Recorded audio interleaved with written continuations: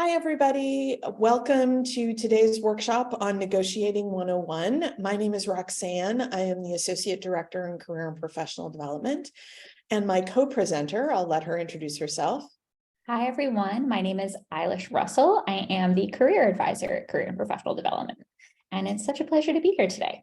Yeah, thanks for taking time out of your lunch hour to listen to us talk about negotiating. And we'll dive right in. We're going to leave lots of time for questions, but feel free to pop questions in the chat as we go as well. You don't have to hold all your questions until the end. So we're talking about negotiating, that step that comes after you've gotten your offer, but before you accept an offer in the job search process. And the big takeaway we want to give you with this is that recruiters and hiring managers expect you to negotiate. And so if you don't negotiate, and people are often scared to negotiate, you are leaving money on the table. You are not getting everything that you could. So that's the first thing that we wanted to start with, is you should always negotiate. And hopefully the tips that we're going to give you today are going to make that seem less daunting and like something that you can manage. So thinking about negotiating actually starts before you have an offer. Salary can come up in a couple of ways. You might be asked for your salary requirements in an application. You might be asked for your salary requirements in an interview, or even in an initial screening call with a recruiter. And so you want to be ready for that conversation by having done your research. And I'm going to come back and talk about how to do that research in a minute. But basically, what you are doing with your salary research is you want to figure out the minimum salary that you will require to meet your expenses. Get an idea of your budget, research the cost of living in cities where you are looking for jobs, and then make sure that what you're expecting and what you're looking for are in line with the current job market. So this is doing research about jobs, titles, and salaries, experience level, education, what's standard for the field, company size, and locations. And one of the things I'm going to show you in the research, when I go into research in more depth, is a number of websites where you can do that research. Something else to know in California, and this is true in New York and Colorado as well, but definitely for California, is that all employers are required to list the pay range when they post a job, wherever they post that job. So you should be able to see what the employer is looking at for a range on that salary. Now, employers are dealing with this new law and this requirement by posting rather wide ranges of salaries. So you're still going to do some research to get an idea of where within that salary range is probably realistic for you. The salary range that you come up with, you want to make sure that the bottom of the range is your minimum salary requirement, and then it goes up from there, so that the bottom of what you'll accept is what you need to meet your expenses. Start thinking about what else you can negotiate. So salary isn't the only thing that you can negotiate. There are other elements. There is vacation time sometimes, benefits, signing bonuses, relocation bonuses. So even if you aren't able to negotiate on your salary, there might be other areas that you can negotiate. And when you're considering an offer, you want to consider the whole picture. So you want to be thinking about all of these elements of an offer. When you're in the hiring process, don't reveal your past salary if at all possible. And again, in California, this is now illegal for an employer to ask you what you made in your last job. So if you do get asked this question, did you say it's legal or illegal? It is illegal for an employer to ask you for your past salary range in California.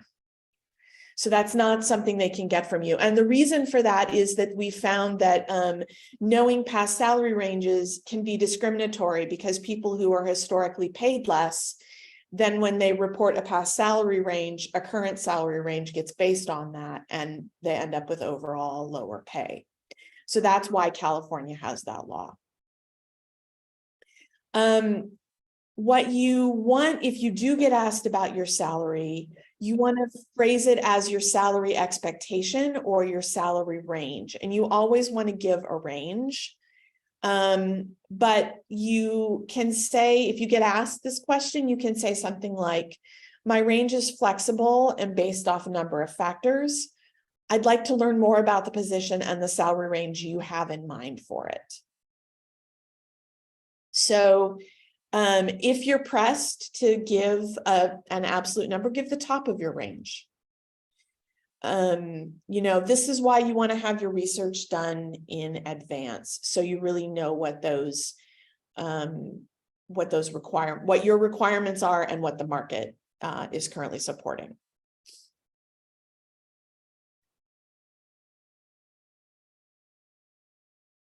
And finally, ask the salary range for the position when speaking with a recruiter.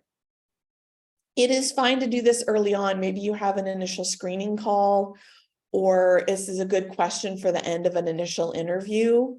As soon as you can, if it's not in California and it's not posted in the job description, ask for the salary range for the position.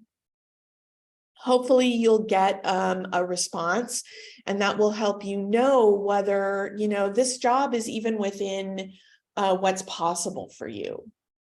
So that's really good information to have. And more recruiters are open to this question. Some recruiters regularly share this information in those initial contacts, but this is definitely information that you can ask for.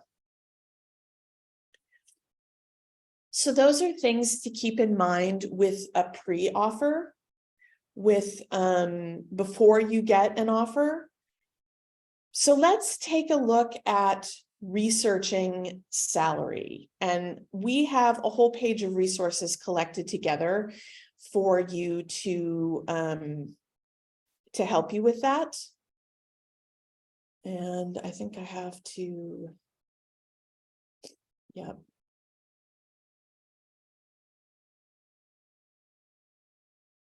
There we go. And I will put this link in the chat. This is on the CPD resource website, so you can follow along. But we've broken the research process down into a couple of different sections.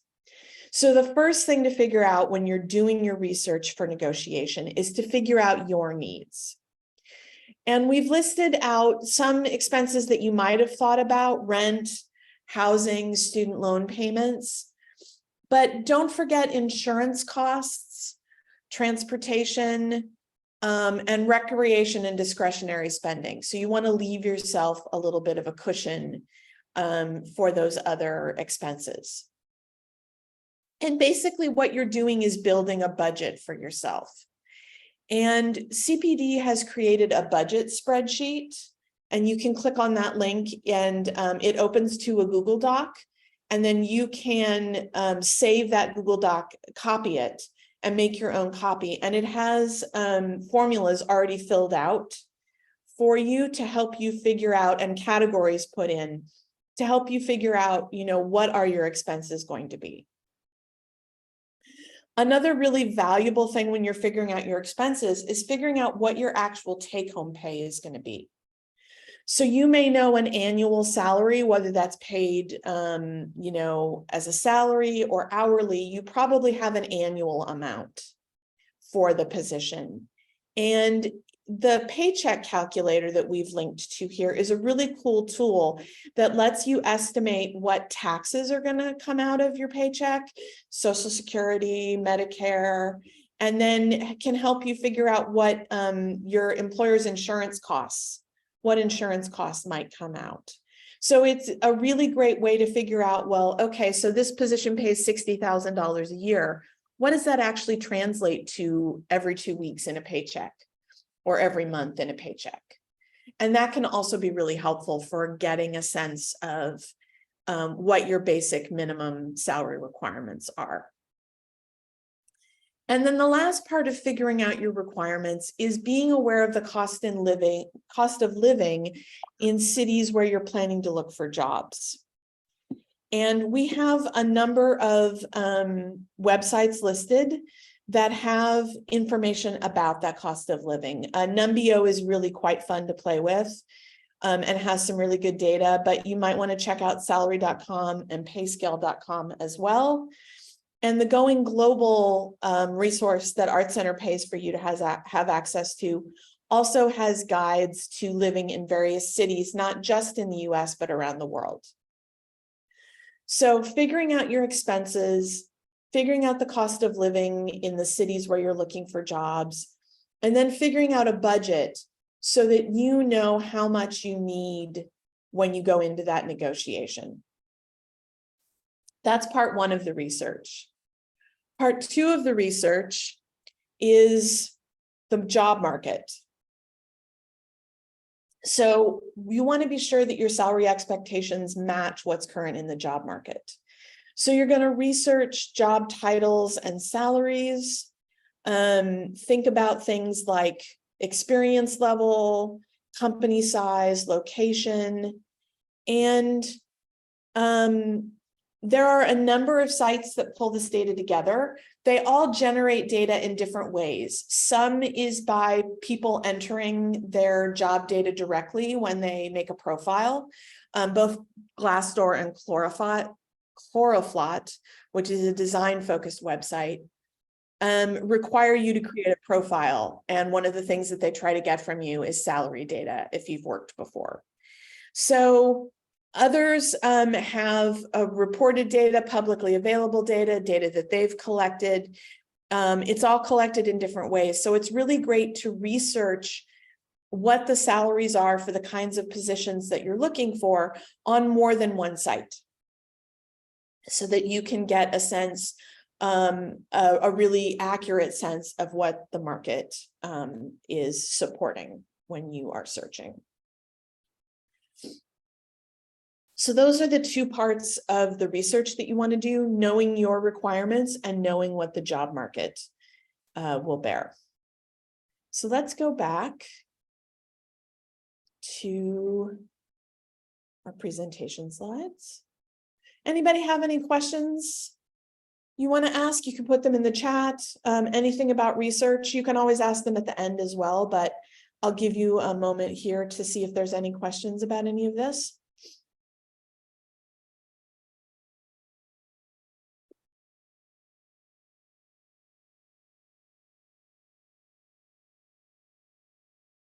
Okay. With that, I am going to hand it over to Eilish to talk about what you do after you get the offer. Absolutely. Thank you, Rox. And we did get a couple of questions in the chat, just as that was said. Do we want to tackle those first? Yeah, let's go ahead and talk about those. So how much of this applies to freelance gigs? There is less data available for freelance gigs. Obviously, knowing your expenses, and you're going to have some additional expenses because you're going to have to pay your own taxes. You have extra taxes to pay when you're self-employed. But there is less data available for what freelancers are getting, but you can find some data out there. Choroflot in particular has information about freelancers. So there's a little less data, but you still want to do the same kind of research. And we have past webinars that we've given, past workshops, where our director, Alicia Alex, has talked about freelancing and talked a little bit about how to find your rate as a freelancer. Obviously, the negotiation process is going to look different. You're not going to be negotiating an annual salary. You're going to be negotiating a cost for a project, whether you do that per project or per hour for time and expenses. But those are the basic philosophy is the same for freelance. And then we had a question about H-1B salary listings. Yes, that is absolutely a great resource for international students who want to stay in the US and eventually get visa sponsorship. Knowing the companies that are willing to sponsor is really valuable, and both Going Global and myvisajobs.com have listings of companies that have in the past sponsored H-1B visas. And some of those listings are available with a salary as well. So that's a really great reminder. Thank you. Any other questions before we shift into our next portion? Okay. Rox, would you like me to share my screen? Is that easier? Sure. Okay. I think you could just take it over from me. Oh, I can? I think so. Do you need me to? I do actually. Okay. Apologies. Okay, here we go. And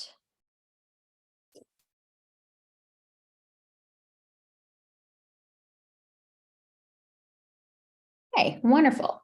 So we are now going to talk a little bit about what you're going to want to do after you receive an offer, as well as some examples about what a possible negotiation process might look like, both where it ends up working out that your negotiation process goes smoothly, or a scenario where perhaps it doesn't work out exactly the way that we expected it to. So we can kind of see how best to approach and interact with our recruiter or our human resources contact in either way. So the first thing that we want to do after we receive a job offer is to immediately show enthusiasm or appreciation for the offer and then request some time to consider it.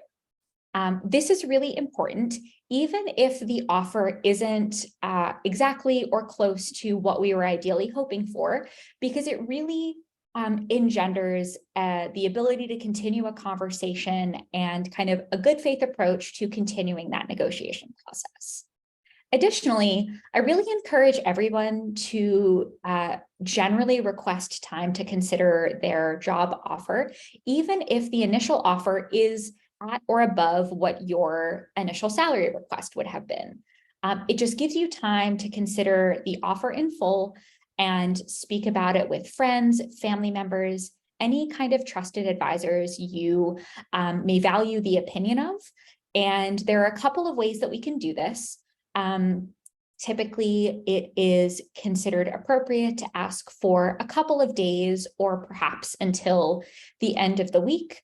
And a great way to go about that is to say something along the lines of, I would like to take a few days to consider this offer in full with my family and get back to you by first thing on Friday morning. Does this align with your timeline? If not, when would you like my follow-up by? Or something like that. Then, after we have kind of shown our initial level of enthusiasm and we have requested our time to consider, we've done our research and we've decided that we want to go back to the negotiating table and make a request to our negotiating team for a different package. And we want to structure that ask by considering the entire package. So not just what our salary is, but what our PTO days are, whether we get vacation and sick time or a PTO pool, whether we get to have some flexibility to work remotely as well as in the office. If there is retirement benefits or anything along those lines. Once you've decided what specifically you want to request in your negotiation process, I really encourage you to kind of plan that out, practice your request, and then make the negotiation process begin. Practicing and planning out what you would like to say really helps us feel a little bit more confident in that process, because it can feel a little bit daunting to begin the negotiation process. A lot of us may feel already like we are lucky to be offered a job to begin with, but that doesn't mean that we can't continue to negotiate for a better offer. So I really encourage you to practice. You can do this with friends and family members. You can schedule an appointment with CPD to practice, as well as to kind of fine tune and hone what your offer, or your counter offer, I should say, is going to be. And then finally, I really want to encourage everyone to weigh the pros and cons of the entirety of the offer, and then decide when you would like to walk away from the offer in full. And weighing the pros and cons is going to look a little bit different for everybody. So hypothetically, you may be offered a position at a company that is a little bit below your salary expectations, but still enough for you to live and meet all of your financial obligations. However, in 6 months, they have a scheduled review where you may be up for a raise based on your performance. So that might mean that in 6 months' time, you have a salary range closer to the one that you had initially asked for. Alternatively, maybe the initial salary range is lower than what you were originally looking for. However, the position is fully remote, so it gives you flexibility to live in a place where there might be a lower cost of living to make that salary range work a little bit better for you. Again, the pros and cons are going to be really dependent on every individual person, what you're looking to get out of the opportunity, both initially and kind of long-term. But I really encourage everybody to have kind of a point at which they decide, this is no longer the opportunity for me. I really appreciate all of your time and consideration. However, I do think that I'm going to have to decline this offer. And I'll talk a little bit about how we can phrase that when we get into our examples. So with that, let's take our first example. So we've interviewed for a position and a recruiter comes back and says, we'd like to offer you the position with a starting salary of $70,000.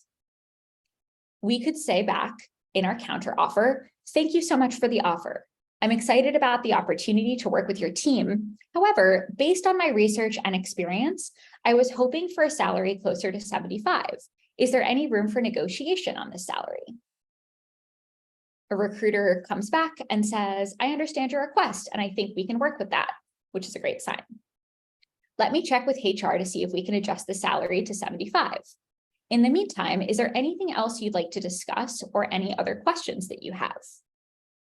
So here we've made our ask and we have specifically stated, based on my research and experience, I was hoping for a salary of closer to 75, which speaks to, as Roxanne mentioned earlier, that we have done the research to know what is considered standard salary range for our industry in this title and based on the amount of experience that we have.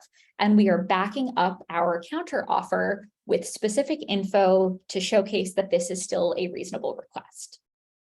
The recruiter has then responded to say, I understand your request and I think we can work with that. They're willing to go back to human resources and present our counter offer, which is a great sign. And then they're asking us if there's anything else that we would like to discuss, which is also a great sign. In this particular scenario, you could ask something like, thank you, I appreciate that. I'm also interested in discussing opportunities for professional development and growth within the company. Can you tell me more about that? This is a really fantastic follow-up response because it indicates that you see long-term potential with this company, which makes them even more likely to consider your counteroffer. If they know that a potential employee or somebody that they're offering a job to sees a long-term future with the company and wants to continue to grow and develop there, they're far more likely to consider a higher salary range counteroffer. And it really, really helps maintain a strong negotiating relationship and good communication with your recruiter. So in this particular case, they're going to say something, hopefully, along the lines of, absolutely, We have a strong commitment to employee development and offer a range of training and development programs. I can definitely provide you with more details on those opportunities, and we can discuss how they might align with your career goals. So this would be an example of, again, being presented with an offer that is a little bit lower than we expected, presenting our counter offer that includes research-backed evidence. And in this particular case, human resources seems amenable to that counter offer. And we further engendered ourselves to the opportunity by saying that we're interested in growing and developing with the company long-term. So great news all around. And this type of language where we are, again, expressing our excitement about the offer and continuing to express that we're interested in growing with the company is a really great process for starting out that negotiation process. In our second example, we've started off with a recruiter offering us a position at a salary of $55,000. And we could come back and say, thank you for the offer. Again, showing excitement and appreciation for the offer, always. Based on my research and experience, I was hoping for a salary closer to $60,000. Is there any room for negotiation on salary? And recruiter can come back and say, in this particular case, I understand your request, but unfortunately, we don't have much flexibility in the salary range. However, we do offer a competitive benefits package that includes health insurance, a 401k match, and generous vacation time. So in this particular case, the recruiter has understood that we are looking for a higher salary range, and even though they may not be able to accommodate it at that time, they are coming back to the table to indicate that there are additional benefits that we might want to consider with this particular opportunity that still might make it a good opportunity for us. And again, that they are keeping the table open for us to continue the negotiation process, which is a positive sign as well. So in this particular case, we could respond with something like, that's great to hear about the benefits package. Would it be possible to get more details about the vacation time and the 401k match? And is there any room for negotiation on those benefits? So now we are opening up the conversation to know a little bit more about what that benefits package looks like. We could also potentially talk about what medical insurance and medical benefits cost as part of this particular offer, again, depending on your human resources representative. And we're continuing that conversation to show that we are interested in finding a solution and an offer that works best for both parties, which is the goal. And then finally, our recruiter might say something like, we can certainly discuss the details of the benefits package, and I'll check with human resources to see if there is any room for negotiation. Are there any other questions that you have? And then finally, again, I always recommend that we finish off with a conversation about any opportunities for professional development and growth, because it does always really encourage a company that you are interested in being there long-term. You're looking to grow and develop with them. It really, really encourages them from the perspective of meeting your counteroffer and considering a negotiation on any benefits or salary range. Now we have our third example and our last example of today, before I will open up the floor for questions again about anything that we've mentioned. In this particular scenario, our recruiter has said, we'd like to offer you a salary of 65 for this position. And you can say in response, thank you for the offer, I appreciate it, or I'm excited about this opportunity. Based on my research and experience, I was hoping for a salary closer to 80. Is there any room for negotiation? And again, the recruiter can say something similar to what we previously saw. I understand your request, but unfortunately, we don't have much flexibility in the salary range. However, we do offer a competitive benefits package that includes health insurance, a 401k match, and generous vacation time. And then if this is something that you would like to consider, or alternatively, if this is something that you are fairly certain that you may not be able to consider in full, you can take this moment to request your time. So you could say, that's great to hear. I would like to take some time to consider the package or the entire package and discuss it with my family. I will be in touch as soon as possible before the end of the week. Please let me know if this accommodates your schedule or if you will need an answer before then. At this point, it's a great opportunity to, again, take your time.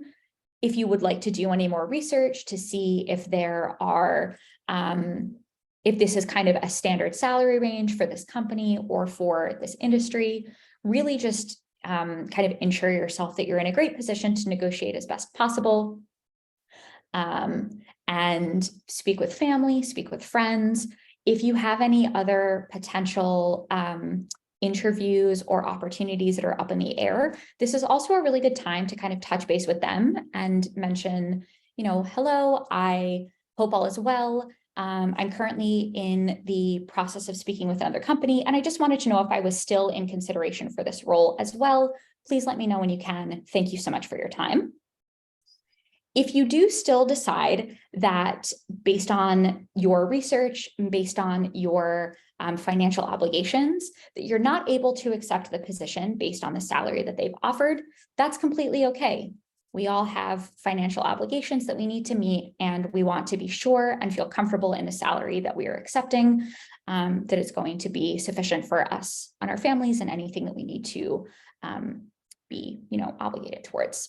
So we could say something like, thank you very much for offering me the role of designer with company name. I really enjoyed our conversations and very much appreciate your taking time to interview me over the course of the past few weeks. However, after detailed consideration, I must decline the offer as it does not align with my professional and personal goals. Again, thank you for your time and consideration. Best wishes on your continued success, and I hope our paths cross again in the future. Please let me know if you have any questions. Adding in, please let me know if you have any questions, opens up the door for a recruiter to follow up with you. And that way they can say, if they are interested in knowing, you know, could you, I'm so sorry to hear that. Could you tell me a little bit more about why you decided to decline this offer? At which point you could say, you know, I understand that there wasn't any room to negotiate salary. However, I am looking for something closer to 80,000 in order to meet my personal goals as well as my personal obligations. That may or may not open up the door to them. You know, typically, if they say that there isn't much flexibility in salary range, that does tend to be the case. But it may also be helpful for the company to know that, you know, their salary range doesn't align with certain applicants based on their level of experience. You can also choose to not share the reason why you decided to decline the offer. If they follow up and ask, that's entirely up to you and, you know, your level of comfort there. But what I do recommend is just continuing to maintain strong and professional communication with the company, even if you do feel like the salary range that was initially offered is very low in comparison. Maintaining strong relationships and maintaining professionalism in the negotiation process is a very important part of it because, as you know, we all know in the art and design world, especially in Southern California, the community is very small, and somebody that you meet with at one company at one moment may be at another company that you're applying to in another moment down the line. So we really just want to maintain strong professional relationships with all of these folks as much as we possibly can.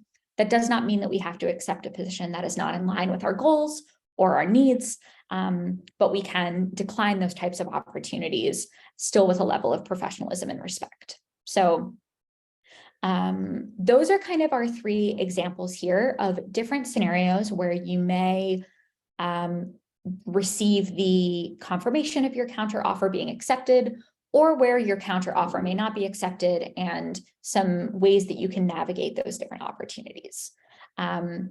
Again, one thing that I will just reiterate for, I think, a third time now is that basing your counter offer on your research and the experience that you have is very, very important because it does show a level of, you know, knowledge and commitment to the industry that you're working in. And it makes it a lot easier for the company that you are interviewing with and have been offered a job by to consider your counteroffer. Again, if any of you are curious about how to start this the research process to identify these numbers and start thinking about what your, personal financial goals are, et cetera, that salary research page that we shared earlier is a really, really great place to start. And that's also something that we can discuss if you would like to come into an appointment with CPD, if you're ever interested in discussing those things. So with those 3 examples, I would love to open up the floor to any additional questions. Roxanne has added in a fantastic resource document about negotiating that our team has created, as well as a few additional documents about evaluating offers, as well as some language that you can use when communicating back and forth to your employers, which I think is really, really helpful. So you can always copy and paste those into your interactions if you would like. And these are all in the chat there. But again, if anybody has any questions about any of those examples or some best practices for negotiating after you've received an offer, again, please put them in the chat, or you can unmute yourselves and ask, whichever works best. I had a question. So do you have